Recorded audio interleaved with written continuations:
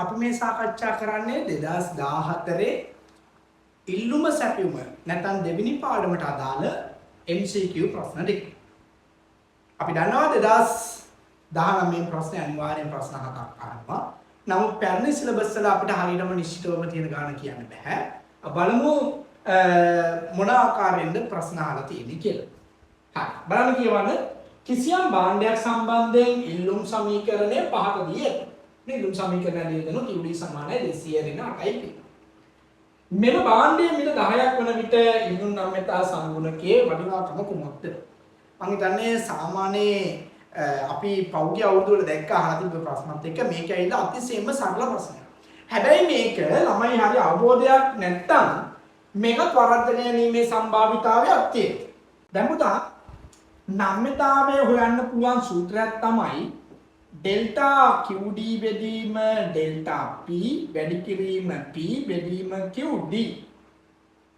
තව සූත්‍රයක් අපිට ගන්න පුළුවන් නම් පුතා ඩෙල්ටා QD වල ප්‍රතිශතාත්මක වෙනස බෙදීම ඩෙල්ටා P වල ප්‍රතිශතාත්මක වෙනස. එහෙම නැත්නම් තව සූත්‍රයක් අපිට ගන්න පුළුවන් පුතා චාපනම්‍යතාවේ QD වල ඩෙල්ටා QD බෙදීම ඩෙල්ටා P වැඩි කිරීම P1 ධන P2 බෙදීම Q1 ධන Q2. නම්‍යතාවය ගන්න පුළුවන් තව සූත්‍රයක් තියෙනවා පුතා. ඒක තමයි පුතා මේ රූප සටහනක් දුන්නාම රූප සටහන භාවිතා කරලා අපිට මේ දෙන ඕනෑම ධනක නම්‍යතාවය ගණනය කරන්න පුළුවන්. අපිට මෙතනට OMN කියලා දාගත්තොත් අපි කියන්න පුළුවන් පුතා OM දුර බෙදන්න MN ගෙන්. සරියා? ඔය ආකාරයට අපිට මෙතන P ගේ නම් මෙතන B තර නම්‍යතාවය හොයන්න කිව්වොත් එහෙම OP දුර බෙදීම PN කියලා ගන්න පුළුවන්. ඔන්න ඔය ආකාරයට නම්‍යතාවය හොයන්න පුළුවන් උපරිම ආකාර සූත්‍ර තියෙන පුතා මෙච්චර. එතකොට දැන් මේ තොරතුරු වලට අනුව අපිට ප්‍රතිශතාත්මක හොයන්න අපහසුයි, චාපනම්‍යතාවයෙන් හොයන්න අපහසුයි. රූපසටහන ඉඳලා රූපසටහනෙන් ගන්නත් පුළුවන්. කොහොමද රූපසටහන ඉඳලා ගන්නෙ? උදා මේක දැක්ක ගමන් 200 මෙතන 208න් බෙදන්න පුතා. එතකොට 25යි 25 මෙතන. හරි? මිල 10 දිනේ අහන්න. මිල 10 දී අහන්න. එහෙනම් පුතා මම කිව්වා 10 බෙදන්න මේ දුර මේ දුරෙන් බෙදන්න තියෙනවා. 10 බෙදීම 5. 10 5ෙන් බෙදලා බලන්න පුතා උත්තරේ 0.6. කෙනෙක්ට මෙහෙම උත්තරේ ගන්නත් පුළුවන්. හරි? අනිවාර්යෙන්ම ඍණ වෙනවා. ඒ නිසා උත්තරය අනිවාර්යෙන් වෙනවා. ගන්නවා අමිතාවේ සංගුණනේ අනිවාර්යෙන්. උත්තරේ 0.6 කියන දෙවෙනි උත්තරය අපිට බාර ගන්න. එහෙම නැත්නම් ඔයාලට මේක ඔයාලගේ ගුරුවරු උගන්වලා නැති වෙයි සමහරක් වෙලාවට. මොකද මේවා ටිකක් සංකීර්ණ නිසා. ඔයා බලන්න උගන්වලා තියෙන අතිශයින්ම හොඳ ගුරුවරයෙක්. සාමාන්‍ය මේවා දන්නේ නැහැ කියලා අත්හරිනවා. හරිද? එහෙම නැත්නම් ගන්න පුළුවන් පුතා මෙන්න මේ සූත්‍රය. මේ සූත්‍රය අපිට මෙයාට කියන නමක් තමයි B. එහෙනම් ගන්න පුළුවන් පුතා B වැඩි කිරීම P බෙදීම QD කියලා. එහෙනම් මේ සමීකරණය B කියන්නේ මෙයා. එහෙනම් B ඍණ 8යි. වැඩි කිරීම P කියන්නේ ගාන දීලා තියෙනවා 10ද කියලා. 10දී ප්‍රමාණය දන්නේ නැහැ. එහෙනම් ප්‍රමාණය හොයා ගන්න ඕනේ. ප්‍රමාණ මිල 10 ආදේශ කරාම අපිට පුළුවන් පුතා ඉන්නු ප්‍රමාණය හොයාගන්න. එහෙනම් පුතා 8 වැඩි කිරීම 10 80යි. එහෙනම් 200න් අඩු කරන්න පුතා 80 120යි. එහෙනම් 120. එහෙනම් ඉල්ලුම් ප්‍රමාණය 120යි. එහෙනම් මෙතන 120. එහෙනම් 8 වැඩි කරන්න 10න් 80යි වෙන ඉතින් 8 120යි. බිඳුව කැපෙන 8 බෙදීම 12 කියන්නේ පුතා 0.6යි 6යි. ඒත් උත්තරේ පුතා මේකෙන් ගන්න ඔයා දන්න දැනුම භාවිතා කරලා ගන්න බෑ. බැයි අර ලේසි විදිය තමයි මේ සූත්‍රයේ සමහරක් කෙනෙක් දන්නේ නැති වෙන්න පුළුවන්. බෑවුණු කියලා කියන්නේ B කියන එක මේක අමතක වෙන්න පුළුවන්. මේක දැක්කහම කෙනෙක් මේව හදන්න පුළුවන්. P 10ේදී 160යි. ඊළඟට එයා 20 දී ආදේශ කරනවා. 20 දී 120යි. ඒ කියන්නේ 80යි. right? ඔන්න ආකාරයට මේකෙන් තොරතුරු මේකෙන් B හොයාගෙන ලක්ෂ නම්‍යතා සූත්‍රයෙන් දාලා QD සහ P සහ QD වලට දත් අරගෙන ලක්ෂ නම්‍යතා සමීකරණයෙන් ඔයාට මේ උත්තරේ ගන්නත් පුළුවන්. ඒක වෙලා යනවා වැඩි. මම හිතන්නේ ලේසිම වැඩේ තමයි මේක දැක්කම මම පස්තාරේ ඇවිලා මෙතනට ගාන තිබ්බනම් හොඳටම ඇති 25. එතකොට 10. එතකොට 10 බෙදීම 15. ඔච්චර. මේ දුර බෙදීම මේ එච්චර. හරියම සාප. right? okay. අපි යන් ඊළඟ ප්‍රශ්නට.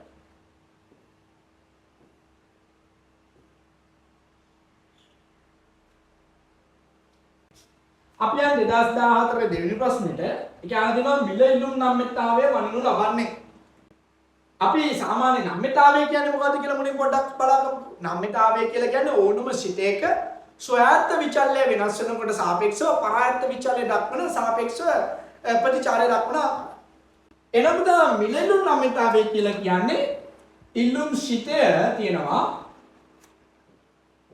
px pn y t n ex o. මේවට අපි කියනවා ස්වයාත්ත විචල්‍ය. මෙයාට අපි කියනවා පරායත්ත විචල්‍ය. එහෙනම් අපි කියනවා ස්වයාත්ත විචල්‍යයට සාපේක්ෂව පරායත්ත විචල්‍ය දක්වන සාපේක්ෂ ප්‍රතිචාරය වෙන ලබන මිනුමට අපි කියනවා ඉල්ලුම් නම්‍යතාවය. හරිද? එහෙනම් ස්වයාත්ත විචල්‍යයක් වෙනස් වෙනකොට පරායත්ත විචල්‍යයක් වෙනස් වීමට කියනවා නම්‍යතාවය. එතකොට පුතා ඉල්ලුමට බලපාන සාධක ඔක්කොම වෙනස් වෙනකොට ඉල්ලුම් ප්‍රමාණය වෙනස් වීම නැත්නම් ඉල්ලුම් තීරක වෙනස් වෙනකොට ඉල්ලුම් ප්‍රමාණය වෙනස් වීමට අපි කියන්නේ ඉල්ලුම් නම්‍යතාවය. ඒකෙත් පුතා සලකා බලන භාණ්ඩයේ මිල වෙනස් වෙනකොට ඉල්ලුම් ප්‍රමාණය වෙනස් වීමක් අපි කතා කරනවා පුතා මිල ඉල්ලුම් නම්‍යතාවය. සම්බන්ධ භාණ්ඩයේ මිල වෙනස් වෙනකොට ඉල්ලුම් ප්‍රමාණය වෙනස් වීම ගැන අපි කතා කරනවා පුතා හරස් ඉල්ලුම් නම්‍යතාවය. y වෙනස් වෙනකොට පුතා ඉල්ලුම් ප්‍රමාණය වෙනස් වීම කතා කරන පුතා ආදායම් ඉල්ලුම් නම්‍යතාවය. මේක අහන්නේ මිල ඉල්ලුම් නම්‍යතාවය. ඒ නම් මොකද පුතා සලකා බලන භාණ්ඩයේ මිල ඉල්ලුම් ප්‍රමාණය දක්වන සාපේක්ෂ ප්‍රතිචාර මනු ලබන මිනුමට අපි කියනවා පුතා මිල ඉල්ලුම් නම්‍යතාවය. එන බලමු උත්තරේ. ඉල්ලුම තීරණය කරන සාධක වෙනස් වීම ඉල්ලුම් ප්‍රමාණය දක්වන ප්‍රතිචාරය මේකට අපි කියනවා පුතා ඉල්ලුම් නම්‍යතාවය. මේක ඇවිල්ලා ඉල්ලුම් නම්‍යතාවය. අපි ගන්න මිල ඉල්ලුම් නම්‍යතාවය. භාණ්ඩයේ මිලේ සාපේක්ෂ වෙනස ඉල්ලුම් ප්‍රමාණය දක්වන ප්‍රතිචාරය. මේක තමයි උත්තර. අනිවාර්යයෙන්ම යම් භාණ්ඩයක ඉල්ලුම් ප්‍රමාණය වෙනත් භාණ්ඩයක මිලේ ඇතිවන වෙනසට දක්වන ප්‍රතිචාරය. ඒ කියන්නේ පුතා හරස් ඉල්ලුම් නම්‍යතාවය කියන්නේ කියන්නේ. හරි. මේකට ගන්න බෑ. නිෂ්පාදන සාධක ඇතිවන මිලයක ගන්න බෑ. මිලේ සාපේක්ෂ වෙනසට ඉල්ලුම් ප්‍රමාණය ඇතිවන ඉහළ යාම. ඉහළ යාම කියන එක නෙමෙයි වෙන්නේ. සාපේක්ෂ දක්වන ප්‍රතිචාරය. උත්තරේ පිළිතුරු අංක 2. හරිම ලේසි ප්‍රශ්නයක් අහලා. අපි යන 2014 තුන්වෙනි ප්‍රශ්නෙට බලන්න එක තියෙනවා ශක්තිම් කරුවෙක් තම භාණ්ඩයේ මිල 10%කින් ඉහළ දැමීමට මගින් අයබාර ඉහළ දමා ගැනීමට බලාපොරොත්තු වේ. මෙම අරමුණ ඉටු කර ගැනීමට නම් වඩාත් යෝග්‍ය වන්නේ. දැන් ඔයාලට පේනවද? මේ අහලා තියෙන ප්‍රශ්න මොකෙන්ද අහලා තියෙන්නේ? මේ අහලා තියෙන පුතා මේ අහලා තියෙන භාණ්ඩයේ මිල ඔන්න මිල වැඩි කරන ප්‍රතිශතයට අයභාරයට වෙන සම්බන්ධතාවය. අයභාරයට තියෙන සම්බන්ධතාවය. දැන් මම මේක ඉගෙනවද නැද්ද? උගන්වලා තියෙනවා. හරි. එහෙනම් පුතා මෙතන තියෙන භාණ්ඩයේ මිල ඉහළ යන්නත් ඕනේ අයභාරය වැඩි වෙන්නත් ඕනේ. මොන සම්බන්ධතාවයද තියෙන අනුලෝම සම්බන්ධතාවය. හරි. එක්ක මේක මිල වැඩි කරන ප්‍රතිශතයෙන්ම අයභාරය වැඩි කරගන්න පුළුවන් පූර්ණ අනම්මය. හරි එක පූර්ණ අනම්මය වෙයි කියලා තියෙන්න ඕන. එහෙනම් මිල වැඩි කරන ප්‍රතිශතයට අයභාරයත් වැඩි කරගන්න පුළුවන් මොකද්ද කියන එක අපි ඔයාලට උගන්වලා තියෙනවා. ඒක ගැන අවබෝධයක් තියෙනවා නම් ඔයාලට මේකේ උත්තරේ හරිම පාසුවෙන් ගන්න පුළුවන්. right මේ බලන්න ඒගොල්ලෝ කියන්නේ මිල වැඩි කරනකොට අයභාරයත් මොනවා වෙන්න ඕනද වැඩි වෙන්න ඕන. එහෙනම් පුතා නම් වෙලාවකදී මේක වෙනවද? නැහැ. නම් වෙලාවකදී මේක වෙන්නේ නැහැ. අනම්ම වෙලාවදී මිල වැඩි කරොත් අයභාරයත් වැඩි වෙනවද? ඔව්. එහෙනම් මේක අනම්ම වෙන්න ඕනේ. ඒක ඒකේ නම් වුණා කියලා වැඩක් නැහැ නේ. ඒකේ නම් වුණා කියලා වැඩක් වෙන්නේ නැහැ. ඇයි ඒ? ඒතර අයභාරයේ කිසිදු වෙනසක් වෙන්නේ නැහැ. පූර්ණ නම් වෙලාවදී මිල වැඩි කරන්න බෑ. දැන් මිල වැඩි කරලා කියලා කියනවනේ. එහෙනම් මේක අපිට ගන්න බෑ. ඊළඟ පූර්ණ අනම්ම වෙලාවකදී මිල වැඩි කරන ප්‍රතිශතයෙන්ම අයභාරය වැඩි කරගන්න පුළුවන්. එහෙනම් මේක පූර්ණ එක්ක අනම්ම විය යුතුයි. එක පූර්ණ අනම්ම විය යුතුයි මේක උත්තරේ. නැත්නම් අනම්ම විය යුතුයි උත්තරේ. අපි යම් පාසෙන්ද උත්තර වලට තියෙනවා මොනවද කියලා බලන්න. බලන්න එක මිල ඉල්ලුම් නම්‍යතාවය එකට වඩා අඩු විය යුතුයි. එකට වඩා අඩුයි කියලා කියන පුත අනම්‍ය. එකට වඩා අඩුයි කියලා කියන පුත අනම්‍ය. හරිද? එහෙනම් අනම්‍ය. එහෙනම් මේක විය යුතුයි අනම්‍ය වුණොත් තමයි හරි. අනම්‍ය වෙලාවක මිල වැඩි කරනවා නම් 10%කින් ආයෙ පාරක් වැඩි කරගන්න පුළුවන්. ඒක අනිත් වැරද්ද බලන්න. මිල ඉල්ලුම් නම්‍යතාවය එකට වඩා වැඩි. එකට වඩා වැඩි නම් නම්‍ය. නම්‍ය නාද මිල වැඩි කරලා ආයෙ පාරේ අඩු වෙනවා. ප්‍රතිලෝම සම්බන්ධතාවය නැති. මිල ඉල්ලුම් නම්‍යතාවය එකට සමානයි. ඒ කියන්නේ ඒ කියන මේ ඒ වෙලාවේදී ආයෙ පාරේ වෙනසක් වෙන්නේ නැහැ. සැපියුමත් එක්ක කොහොමවත් කියන්න බෑ. සැපියුමත් එක්ක කොහොමවත් කියන්න. එහෙනම් උත්තරේ එක හරිම සරලයි. මිල ඉල්ලුම් නම්‍යතාවය එකට වඩා අඩු විය යුතුයි. හරිම සරල ප්‍රශ්නයක්. ඔයාලා දැන් තේරෙනවද අපි අර උගන්වපු තේ ගැන හොඳ අවබෝධයක් තියෙනවා නම් ඒ වල හරහා කොච්චර ප්‍රශ්න ඔයාලට එනවාද? ඔයාලා ගොඩාක් පාඩම් කරාට හරිම පොයින්ට් එකට පාඩම් කරන්නේ එකයි ඔයාලට මේ සමහර කාට MCQ ගොඩක් කරලා බලන්න. අර පොයින්ට් එකට පාඩම් කරා නම් වැඩිපුරම ප්‍රශ්න එන ටික හොඳ කෙටි සටහනක් ගහගෙන කෙටි ක්‍රමයකින් පාඩම් කරගෙන ඔළුවේ තියනවා නම් ආහන ප්‍රශ්නට ඕන එකකට හරි සරල උත්තර දෙන්න පුළුවන්. අපි යන්නේ 2014 හතරවෙනි ප්‍රශ්නෙට බලන්න පුතා තියෙනවා අර්ථාපල් සහ බීලුණු වැනි කෘෂිකාර්මික භාණ්ඩවල වෙළඳපොළ මිල වසරේ සමහර කාලවලදී ඉහළ මට්ටමක් සමහර කාලවලදී පහත මට්ටමක් පවතී. එසේ වීමට ප්‍රධාන හේතුව. දැන් පුතා මේකේ උත්තරේ ගන්නකොට ඔයාලට අවබෝධයක් තියෙන්න ඕනේ ඉල්ලුම නම්‍යතාවයේ බලපාන සාධක සහ සැපියුම් නම්‍යතාවයේ බලපාන සාධක කියන ටික. එතකොට අපි දන්නවා පුතා සැපියුම් නම්‍යතාවයේ කෘෂිකාර්මික භාණ්ඩ වලට තියෙන අනම්‍ය ස්වභාවයක්. ඒක ඔයා පාඩම් කරලා ආර්ථික විද්‍යාව උගන්වනකොට තියරියේදී හොඳට ඉගෙන ගන්න යුතු දෙයක්. හරි කෘෂිකාර්මික භාණ්ඩ වල තියෙන අනම්‍ය ස්වභාවය. කාර්මික භාණ්ඩ වල තියෙන නම්‍ය ස්වභාවය. right? ඒ වගේම තමයි ඉල්ලුමේදී ඉල්ලුම අනම්‍ය නම් එතනදී අපි කියනවා කෘෂිකාර්මික භාණ්ඩ. හරි? ඉල්ලුම නම්‍ය නම් ඒකට අපි කාර්මික භාණ්ඩයක් කියලා කියනවා. හරි? එහෙනම් මේ අවබෝධය තියෙනවා නම් තමයි ඔයාලට ඉල්ලුම් නම්‍යතාවයේ තියෙන කරන සාධක සහ සැපියුම් නම්‍යතාවයේ තියෙන කරන සාධක ගැන හොඳ අවබෝධයක් තියෙනවා නම් හරිම ලේසියෙන් උත්තරය ගන්න පුළුවන්. එහෙනම් පුතා මේක උත්තරේ වියත්තේ ඉල්ලුමත් අනම්‍ය වෙන්න ඕනේ සැපියුමත් අනම්‍ය වෙන්න ඕනේ. එවිට තමයි කෘෂිකාර්මික භාණ්ඩ වල ගැන තමයි යන්නේ. කෘෂිකාර්මික භාණ්ඩ වල වෙන්න පොලේ ඉල්ලුමත් සැපියුමත් නම්‍යතාවයේ තියෙන කිරීම දෙකෙදිම අනම්‍ය ස්වභාවයක් තමයි තියෙන්නේ. ඉල්ලුම අනම්‍යයි හරි සැපියුම නම්‍යයි. මේක ගන්න බෑනේ. බෑ. ඉල්ලුම නම්‍යයි නෑ. ඉල්ලුම නම්‍ය නෙමෙයි. වැරදි. අනම්‍ය ඉල්ලුම අනම්‍ය සැපියුම. හරි. මේක තමයි මේක බලන්න. නම්‍ය ඉල්ලුමක් නෑ. නම්‍ය නෙමෙයි අනම්‍ය. පූර්ණ නම්‍ය ඉල්ලුමක් නෑ. එහෙනම් උත්තරේ නිවැරදි උත්තරේ තුන. ඉතින් මේක හරිම සරල ප්‍රශ්නයක්. ඔයාලට අවබෝධය තියෙන්න ඕනේ. ඉල්ලුම් නම්‍යතාවයේ තියෙන සාධක සහ සැපියුම් නම්‍යතාවයේ තියෙන කරන සාධක. දැන් මම මේක උගන්වන්න යන්නේ නැහැ. ඔයාලට අවශ්‍ය නම් මගේ YouTube channel එකේ මම මේව හොඳට උගන්වලා තියෙනවා. ඒක බලලා මේක උත්තරේ හදාගන්න.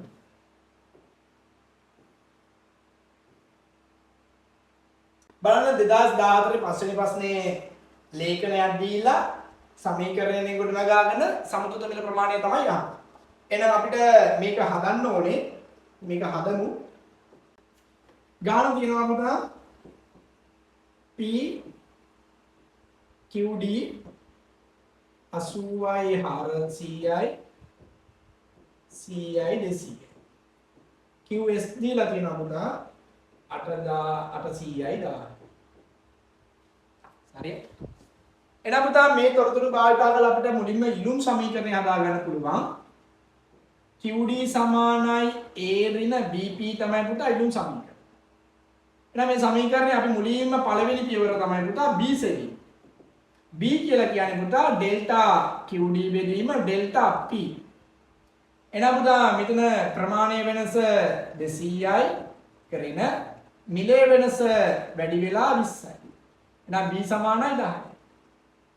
නම් මේ සමීකරණයේ QD සමානයි A දන්නේ නැහැ B වෙනුවට 10 දාන්න පුළුවන්. එතකොට P සහ QD වෙනකොට මෙයාවයි අපිට සමීකරණයෙන් ගන්න ලේඛනයෙන් ගන්න පුළුවන්. හරි? මම ලේඛනයෙන් ගන්නවා A තනි කරගන්න දෙවෙනි පියවර තමයි A සෙවීම. A තනි කරගන්න ඕනේ. එහෙනම් 10 වැඩි කිරීම P වෙනකොට මම ආදේශ කරනවා C. ඊළඟට ඒ වෙලාවේදී QD සමානයි 200. දැන් මේක සමාන කරන්න a සමානයි මේක 100 වැඩි කිරීම 10 කියන්නේ 1000යි. එහෙනම් 10 මේ විතර ආවම ඍණ එක මේ විතර වෙනකොට ධන වෙනවා. එහෙනම් a සමානයි 1200. එහෙනම් අපිට පුළුවන් පුතා ඉල්ලුම් සමීකරණය සමානයි a කියන්නේ 1200 ඍණ 10යි. හරියට අපිට බලන්න සැපයුම් සමීකරණයත් ඔය විදිහටම හදා ගන්න. සැපයුම් සමීකරණය QS සමානයි A ධන BP නේ. ඒකත් අපි මුලින් B හොයාගන්න. කියන්නේ ඩෙල්ටා QS බෙදීම ඩෙල්ටා P ප්‍රමාණය වෙනස ඍණ 200. මිලේ වෙනස ඒක ධන මේකත් ධන මේ ධන 200. මිලේ වෙනසත් ධන 20. එහෙනම් උත්තරේ 10යි ධන 10. එහෙනම් QS සමානයි A ධන 10යි P PY QSY ආදේශ කරගන්න පුළුවන් මෙයාගේ ලේඛනයේ. ඒතකොට ඒ තනියම දෙවෙනි පියවර තමයි ඒ සෙන්නේ. එහෙනම් ඒ දන්නේ නැහැ 10 වැඩි කිරීම P වෙනුවට අපි දාගමු C. ඒ වෙලාවේදී QS 1000. එහෙනම් ඒ තනි කරගන්න පුළුවන් 100 වැඩි කිරීම 10000යි. මෙතන 1000යි. එහෙනම් මේ 1000 ධන පදේ මේ විතරම ඍණ වෙනවා. එතකොට 10න් 10 කැපිලා ගියාම A සමානයි බිංදුව. එහෙනම් QS සමානයි 10යි P. එච්චරයි. ඒ වලට කියන්නේ නැහැ. ඒවට කියන්නේ. එහෙනම් මේ තොරතුරු වලින් අපිට පුළුවන් QD සහ QS සමාන කරලා QD සමාන කරන්න QS. එතකොට සමතුලිත ප්‍රමාණය ගන්න පුළුවන්. QD කියන්නේ 1200 ඍණ 10යි P සමානයි QS සමානයි 10යි. එහෙනම් 1200 10 මේ පැත්තට එනවා පුතා. එතකොට ඍණ එක ධන වෙනවා 20යි P වෙනවා. මොකද මේ 10 මේ පැත්තට වල ධන 10ක් වෙනවනේ. 20යි 20ෙන් බෙදන්න ඕනේ. මේකත් 20ෙන් බෙදන්න ඕනේ. මේකට මේක කැපිලා යනවා පුතා. බිඳුට බිඳුව කැපෙනවා. 20 120 දෙකෙන් බෙදුවොත් 60යි. P සමානයි 60යි. සමතුලිත මිල 60යි. සමතුලිත මිල 60යි නම් මේ ඉල්ලුම් සමීකරණ වල සැපුම් සමීකරණ දෙකෙන් ඕනේ එකට දාන්න. එතකොට 10 වරක් 60 600යි. එහෙනම් QS සමානයි 600. ඒ කියන්නේ සැපුම් සමතුලිත ප්‍රමාණය 600. උඩ මේකටත් දාලා බලන්න 10 වරක් 60 600යි 10200න් 600ක් ගියාම ඒ සමතුලිත මිල 60යි සමතුලිත ප්‍රමාණය 600. බලන්න මේ උත්තරයක් තියෙනවද කියලා. 60යි 600යි කියන උත්තරයක් තියෙනවද කියලා. ඔව් උත්තරයක් තියෙනවා.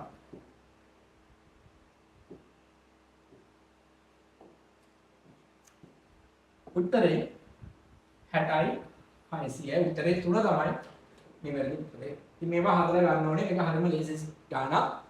ඉතින් මේවා හොඳට ඉගෙන ගන්න ඕනේ. අපේ YouTube channel එකේ මේවා මහ පරිමාණයෙන් උගන්වනවා. ළමයිට ගණන් 50ක් විතර අපි දෙනවා. ලේඛන දීලා සමීකරණ හදන්න, සමීකරණ දීලා ලේඛන හදන්න.